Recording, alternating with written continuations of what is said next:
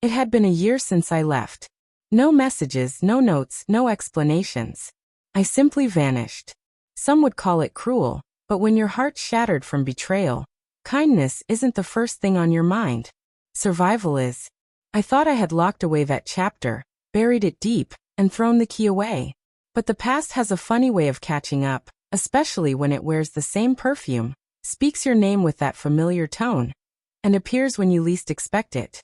The day she found me, I was just getting my usual coffee. Same place, same time every morning. It had become a routine until it wasn't. I felt her before I saw her. Like a presence. I turned and there she was. The woman who once promised me forever. The woman who broke me anyway. She froze. She seemed older now. Not in a bad way, just weathered.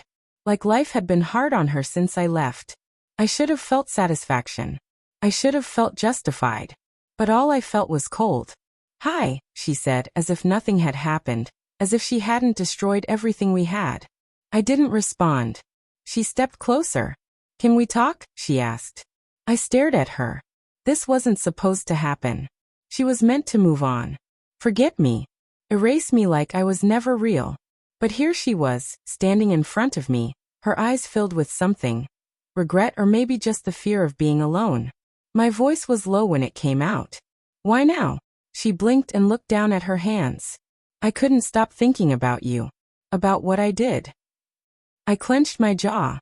It wasn't anger I felt.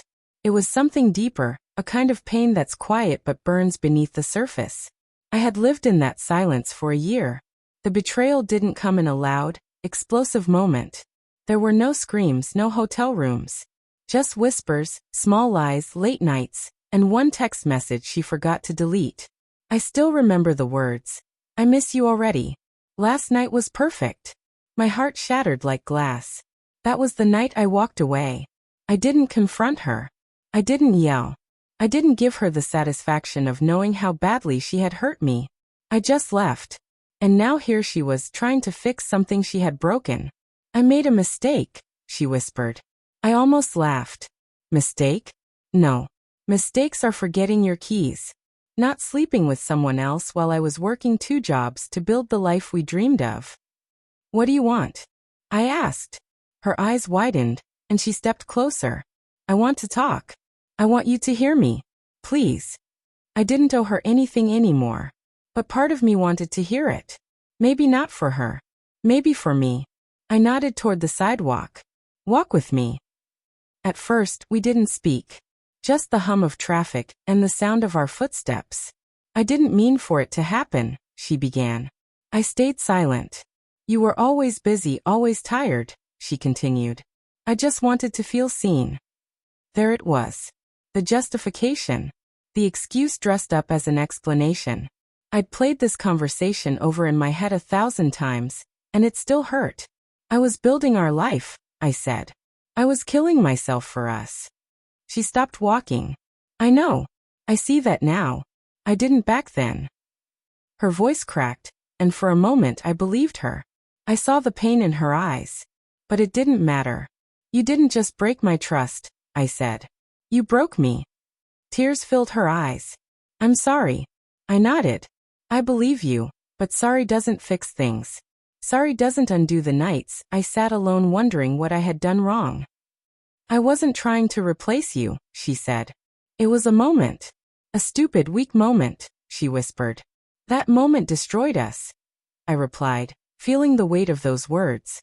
She paused, then pulled a letter from her pocket. "I wrote this a month ago. I couldn't bring myself to send it." I took it, didn't read it, just held it. "I'm not here to get you back," she said. "I just wanted you to know that you mattered. That you still do." She stepped back, watching me. Maybe hoping I'd say something, that I'd invite her back into my life. But I couldn't. Because love doesn't survive betrayal. Not always. Sometimes it just dies quietly. I looked at her one last time. "Take care of yourself." Her face cracked, but she didn't argue. She nodded and walked away. This time, I watched her go. No anger. No pain. Just peace. Closure doesn't always come with a second chance. Sometimes it comes from knowing you were strong enough to leave, and wise enough not to go back. I walked home that day lighter than I had in months. Not because I had forgiven her, but because I finally forgave myself.